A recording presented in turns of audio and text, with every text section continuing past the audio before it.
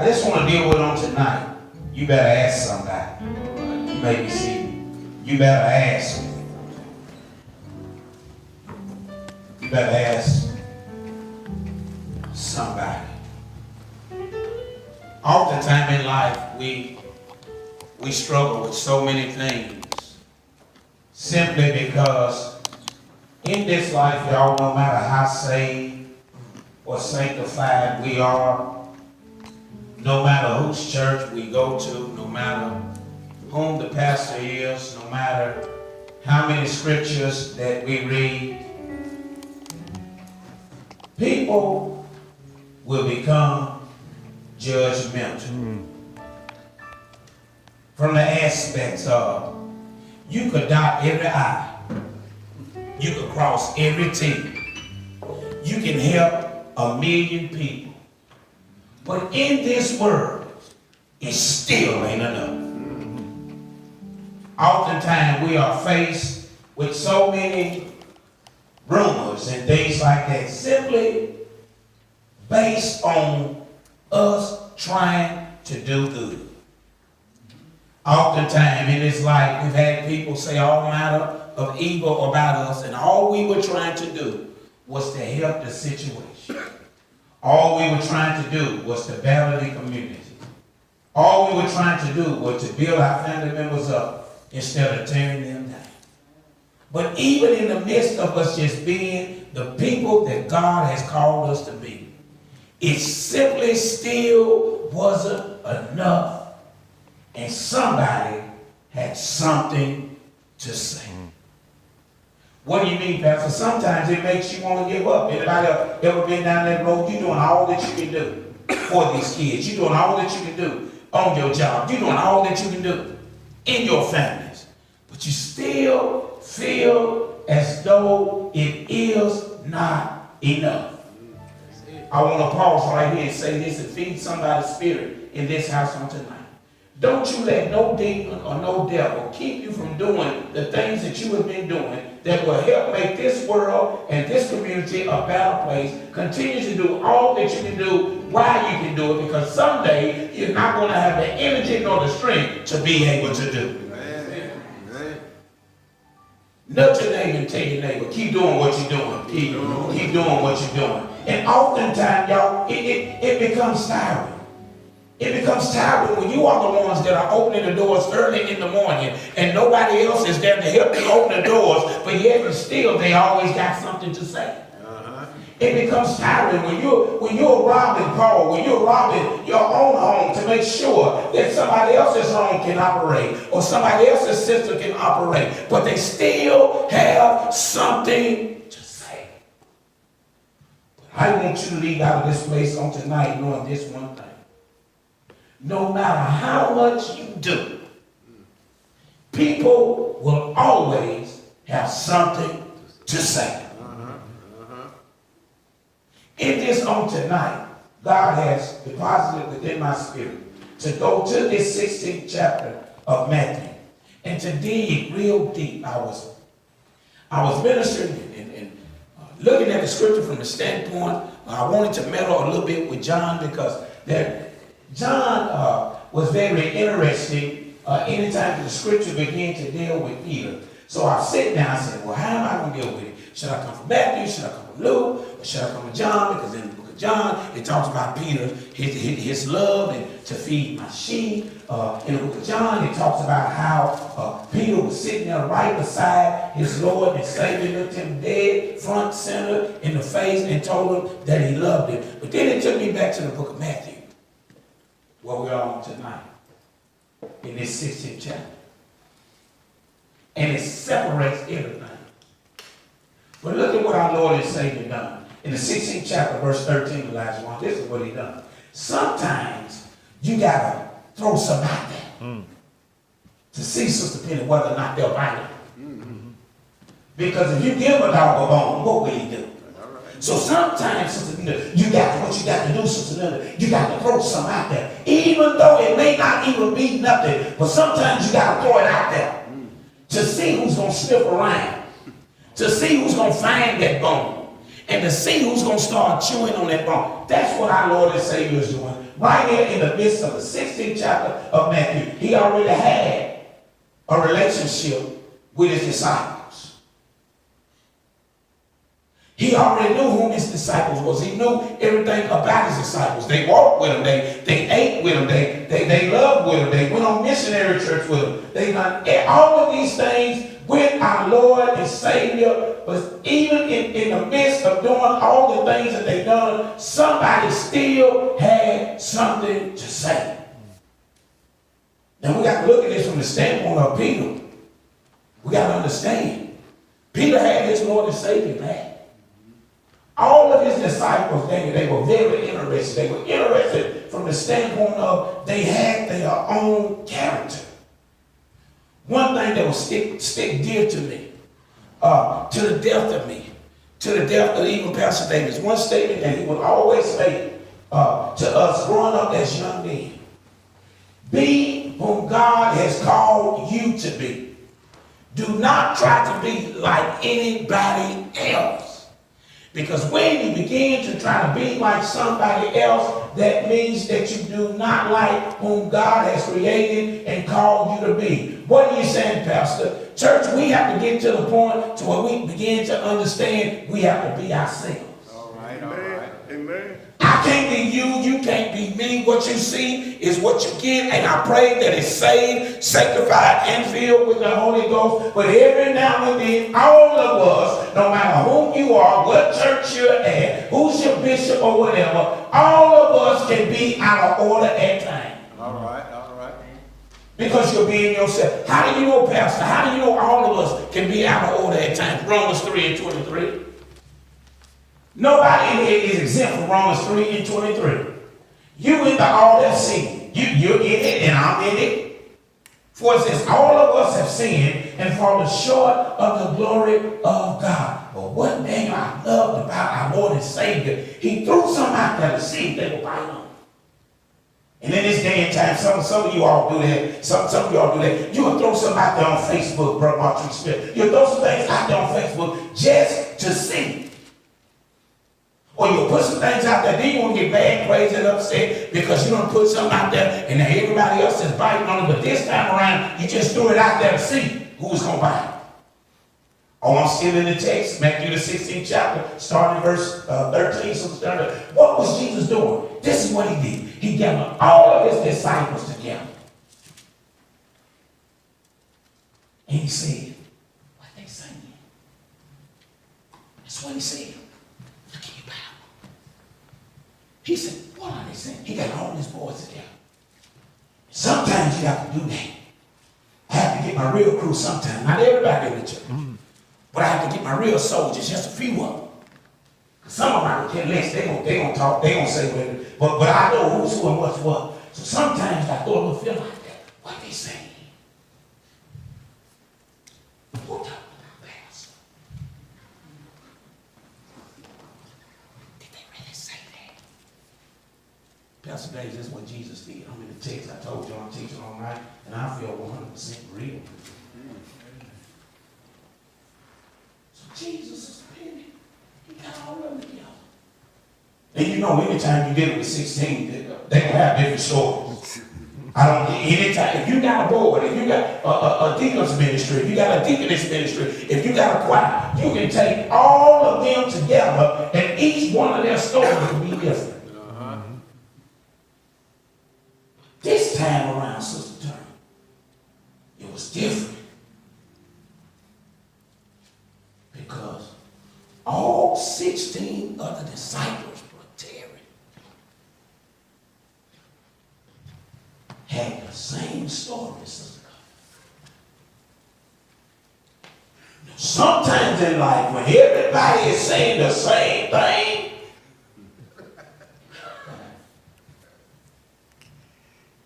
sometimes you can listen and sometimes you can't. But it would at least remind you, at least open your ears up. Because you know you can pay 16 people a few little dollars and they're all loud. Won't he do it? Oh yeah, you can convince them. You can convince all the family members to get on one accord. Did you not know Even enemies will come together just to get at one person. Common enemies, last one will come together. They cannot even like each other. But if it's the single one individual out, oh, they'll pretend they like each other for one moment just to get at this one individual. But it was interesting. So brother Taylor, Jesus threw a bone out there just to see who's going to be sniffing around. 16th chapter, Matthew, verse 13, he says, what they say? Church 101, when I went live before we started teaching on tonight, I threw something out there in my live Facebook post. And what I said was, Elijah One, is that in this life, we cannot continue to be caught up in what people think about us. God says we got to mature, we got to grow up. It ain't even LaWanda. It ain't even about what anybody else think about you. But God says when we begin to mature, Sister Turner, God said it this way. He said, what do you think about yourself? That's what I do out there in waves. Y'all can't tell they on the light. You see back in the office going off on Facebook. So he said, what? What do you think about yourself? But he threw it out there to him. 16 of them. All of them came together. They said, yeah, Lord. Guess what they saying? Some of them saying, man, you ain't real at all. Some of them saying that you are John the Baptist, right, verse 13. Some of them are saying that you are Elias or one of the prophets. And he sit back. And I imagine he looked down. He said, they talking about me, huh? Then Peter was different than all of them. Peter had an attitude. Every time something went down, Peter had to be calmed down. Because Peter was ready to fight. As soon as he heard whoever said what, Peter was ready to fight. He didn't care about no boys. He didn't care about no ministry. Peter was ready to get down. They said, what about my Lord? You know how it is in life. You can say what you want to about your significant others or family members or whatever, but bet nobody else say nothing about it. That's right. Oh, let me dig deep. You know how it is in life. You can say what you want to about your pastor, but you ain't going to leave nobody and let nobody else talk about your pastor. Amen. And the church says, amen. And let me hit you back with, I ain't going to sit around and listen to nobody talk about any of you all, because I love you just as much as you love me. And we all say together, amen. Amen. Take that mess somewhere else. Not my church member. It's my good one. Listen. So he threw it out there to Elijah One. What they saying? He said, Lord, someone say that you John the Baptist. And I can imagine him sitting back looking at him saying, really? And someone say, I'm in verse 14, that you Elias. And one of the crazy fools said you Jeremiah. Just all kind of stories, all kind of lies. But he came back, he said, you know what? He says, verse 15, I told you it wouldn't be long. He said, DJ, man, I ain't even concerned with what everybody else is saying. He said, it's time to get personal. You say that you love me. You say I'm your pastor. Don't know what anybody else is saying. He says, Peter, who do you say that I am? I haven't heard all the stories. But who do you say? The question that I propose to each and every one of you, after I tell you what Peter said, is simply this. Peter came back and said, he says, Lord, I know who you are.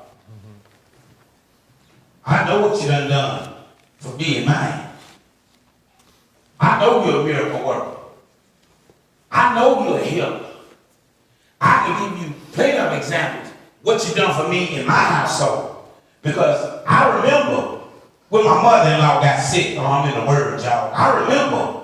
I know who y'all, Lord. I ain't got to roll out with sister so-and-so saying brother so-and-so. I got my own personal relationship with you. Lord, I ain't forgot how my mother-in-law was sick, and you just walked past her and she got healed. Man. Oh, Pastor Bad. He said, I ain't got to roll out what nobody else is saying. Man, my mother-in-law got healed by your shadow.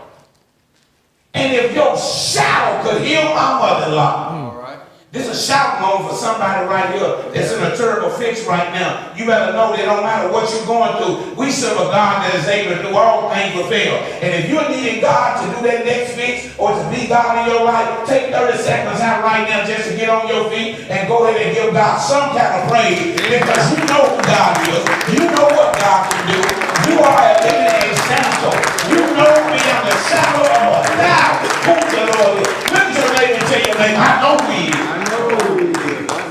Yeah. Amen. Give us some strange name. Stay with me. I'm going to get you out of here. I know.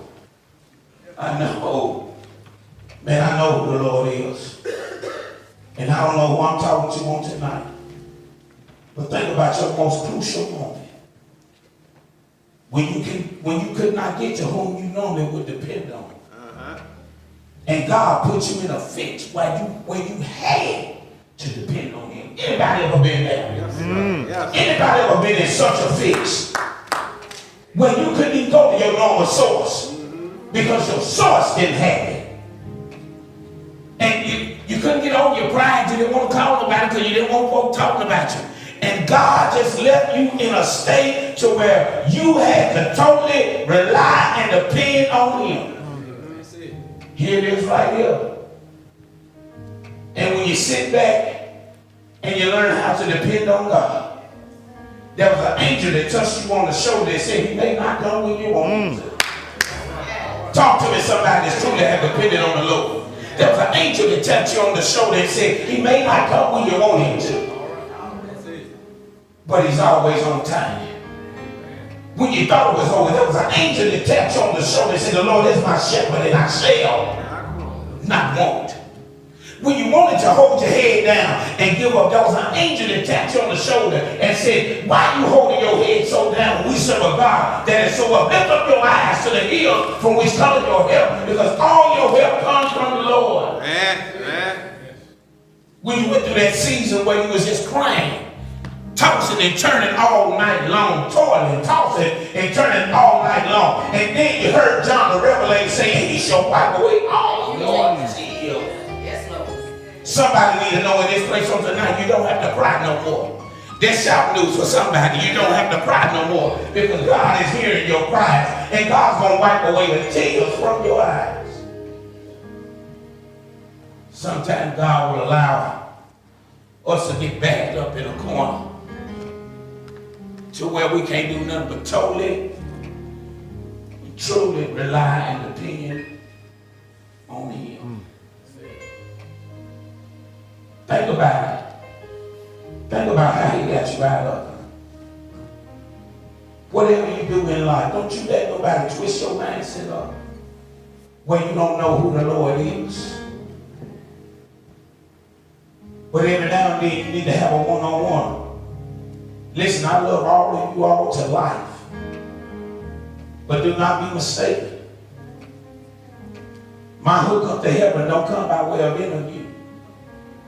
But my connection and my hookup to heaven, it comes by way of Jesus. That's right. That's right. And every now and then I look back over my life and see how far God done brought me. I don't take the credit, but I look up towards heaven and I'll shout, Jesus get it.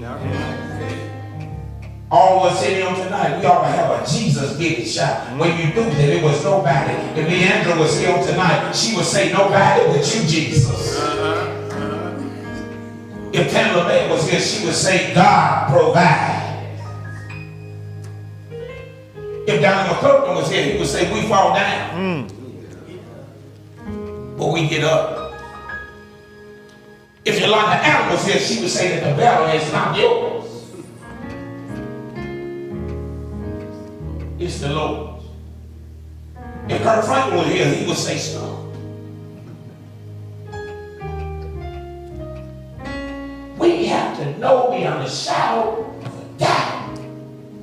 whom the Lord is. And sometimes the devil will try to trick our minds up, y'all. Live life long enough to understand what I'm getting ready to say. You know you belong to the Lord. You know what church you go to. You know what kind of prayer life you got. But sometimes the devil will try to make you act as if you're not saved. And you have to rebuke him. Oh yeah. Yeah, he'll try to make you throw some hands on him. But we got a different set of hands. These hands that we use, they holy hands. All right. We don't have to close them anymore. We can open our hands up. And we can lay hands on the situation and we can plead the blood of Jesus. All these hands here, they can be dangerous. These hands can make some things happen. Peter said, he had a one-on-one with Peter. He said, yeah, I got all 16 of y'all together. Man, y'all been rolling with me. We've been on all kind of missions. We've been from city to city, time to time. What are you saying? Because you have somebody out. There are some people that's been rolling with you for a long time. And they don't know who you are, and you really don't know who they are. Every pat on the back is not a good pat. I'm trying to help somebody in this place on tonight. Every I love you is not from the heart. But as long as you know who Jesus is, everything else will take care of itself. So he had that one-on-one Martrice, and he shared it with him. He said, Lord, I know who you are. Verse 16.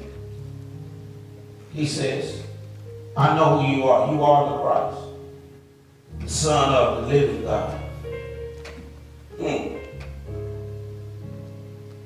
Then he went on down. He said, because you know who I am and I know who you are. This is what separates Jesus from us.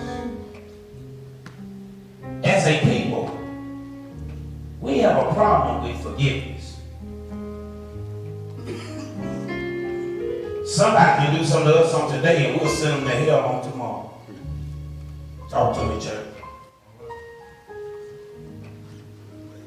But that's what separates Jesus from the rest of us. Watch where I'm going with this. The last one here, Jesus is right here because of what Peter said to him. Then you know he's God, so he knows all, he sees all, and he hears all. Make it professional. He's omnipotent, he's omniscient, he's omnipresent. So he's God. What are you saying, Pastor? Man, you can't pull one on God because he's God.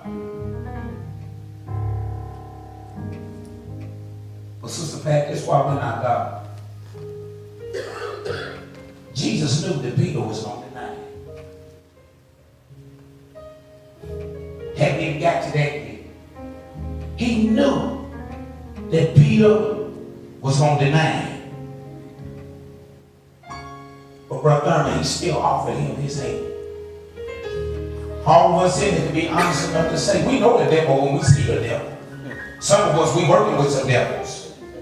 Some of us, we got family members that are devils. But because of the people that we are, Pastor Davis,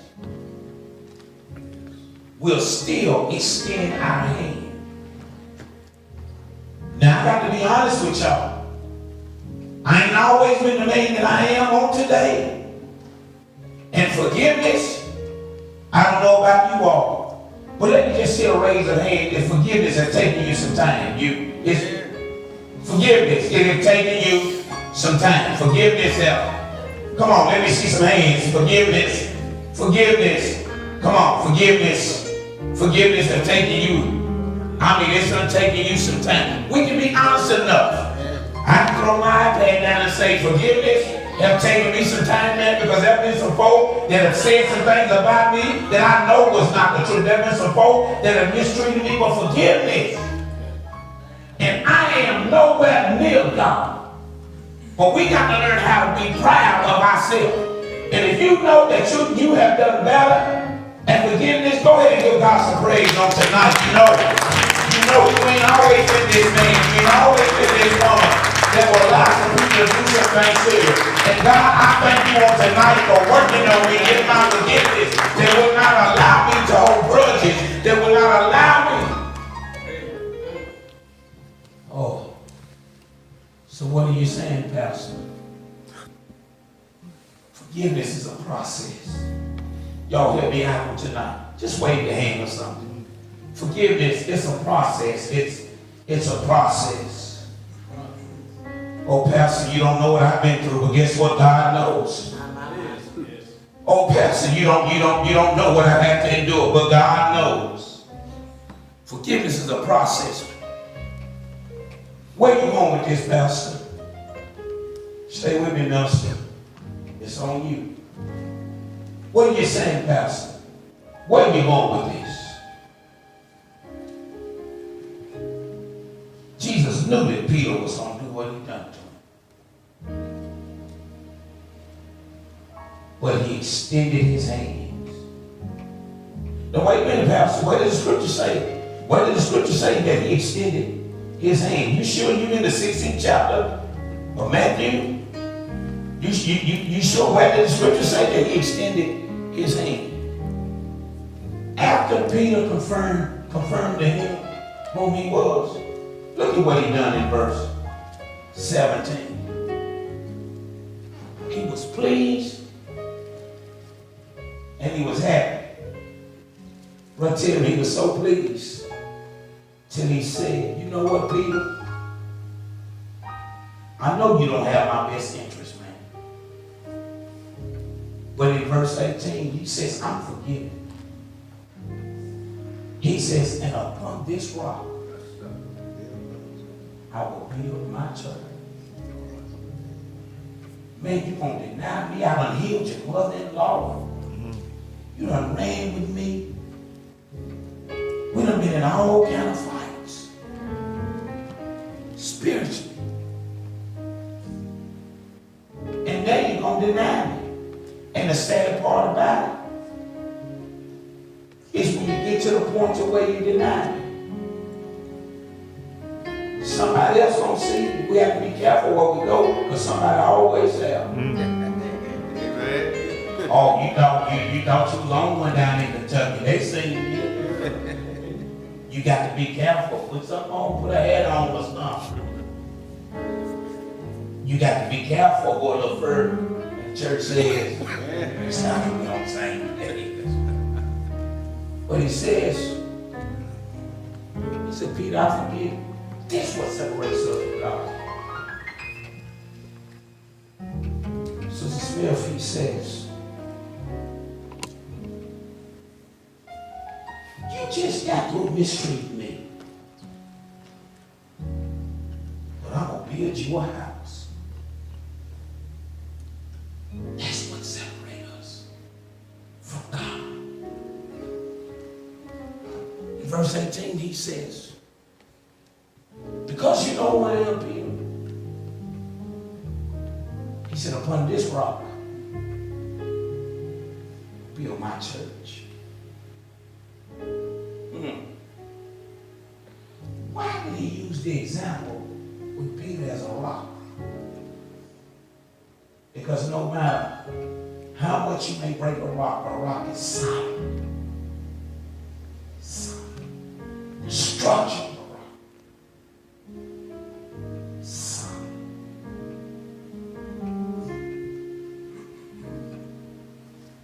So you said, Pastor, how was your topic on tonight? You better ask somebody.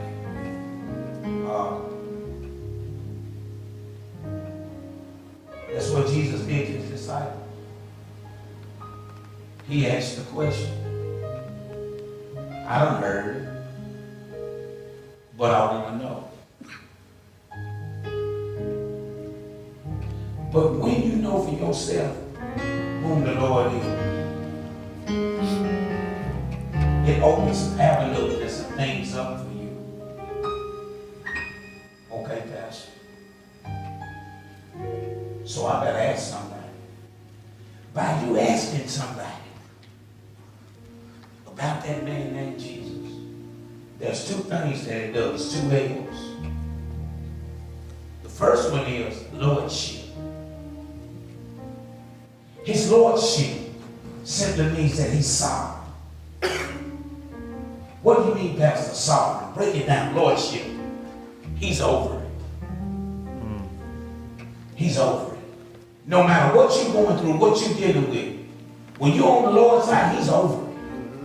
Some of us can be honest enough to say on tonight, we throw up our hands, we have given it to God, and God loves it when we throw up our hands and give it to him, because then we begin to recognize that no matter what we're going through, he's over it. All right.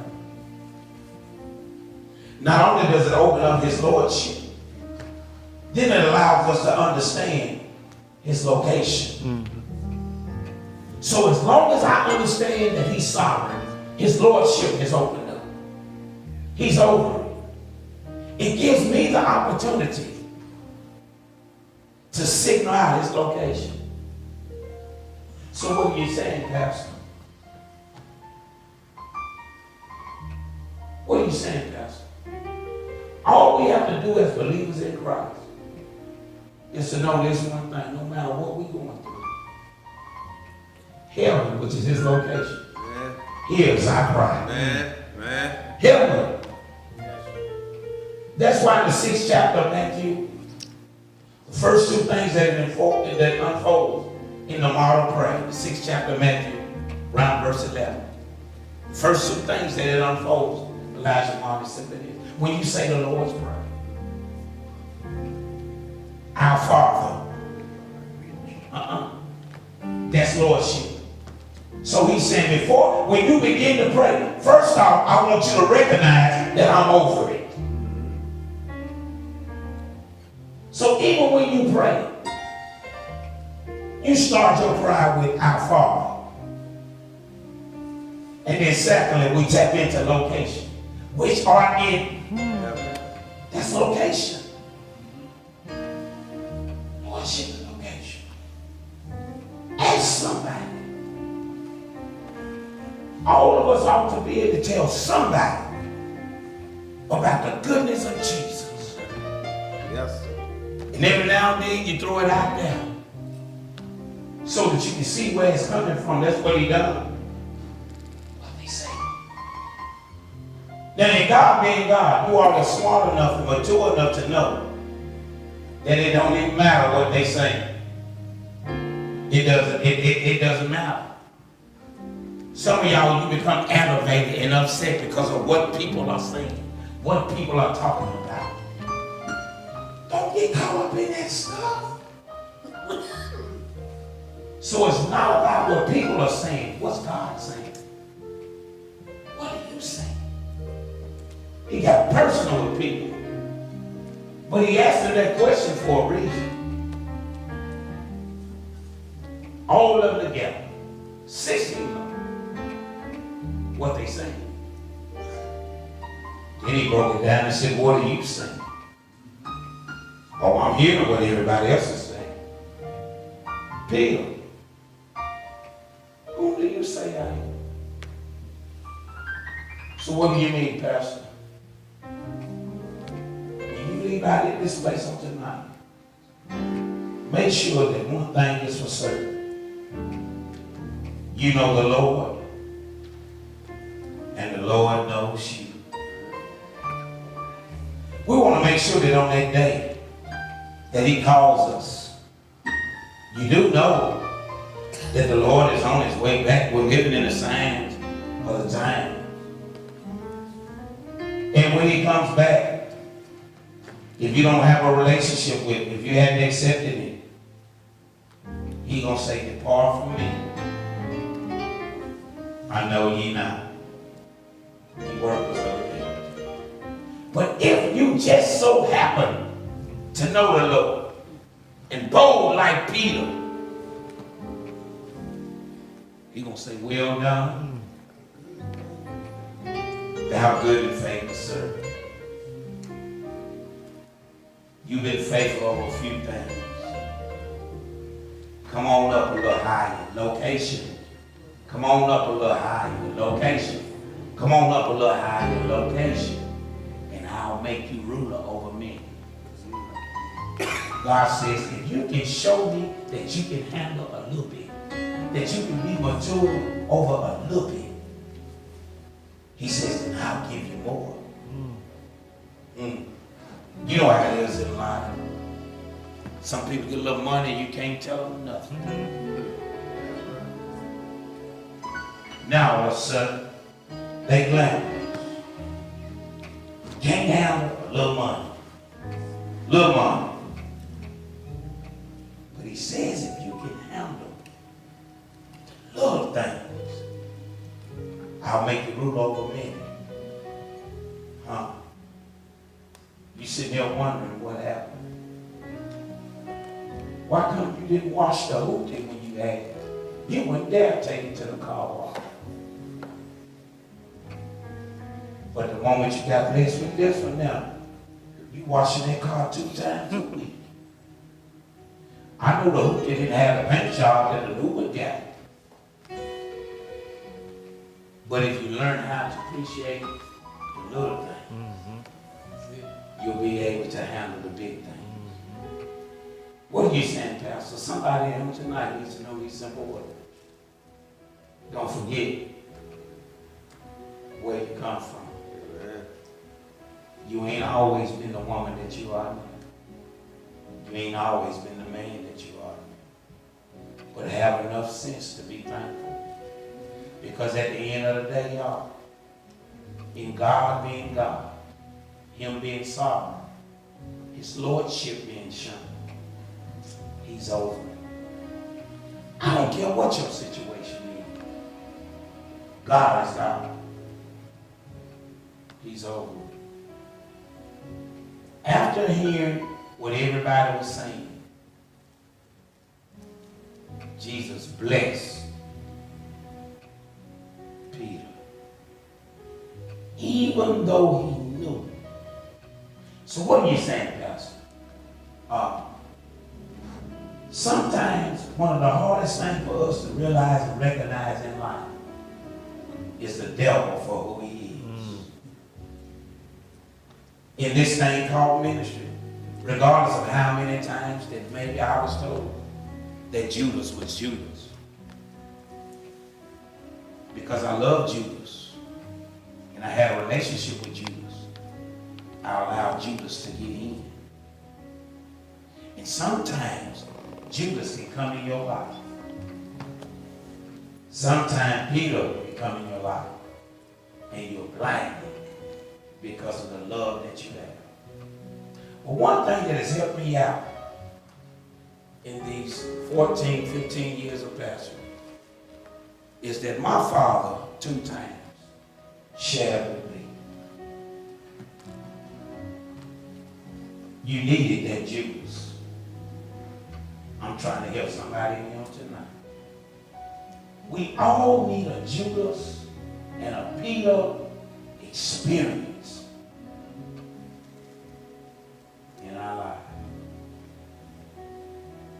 If you really research about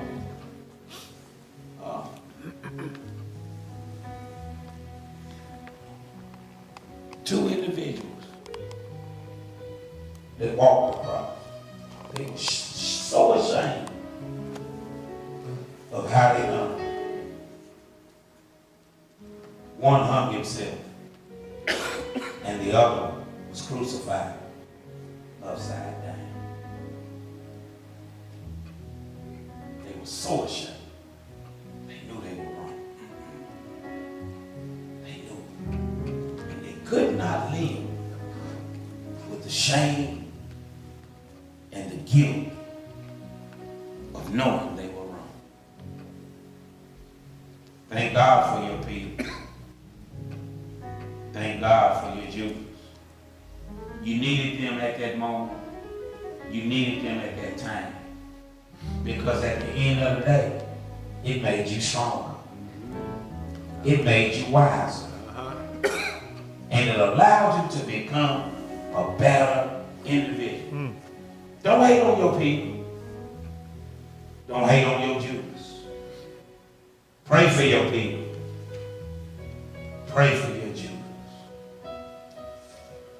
And ask God to deliver them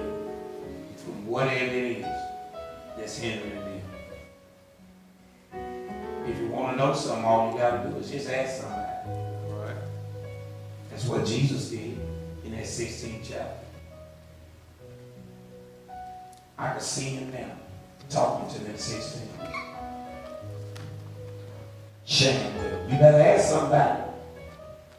You don't know who you messing with. He's God. Always have been and always will be. Know that he's over it, man. Those two L's. LL.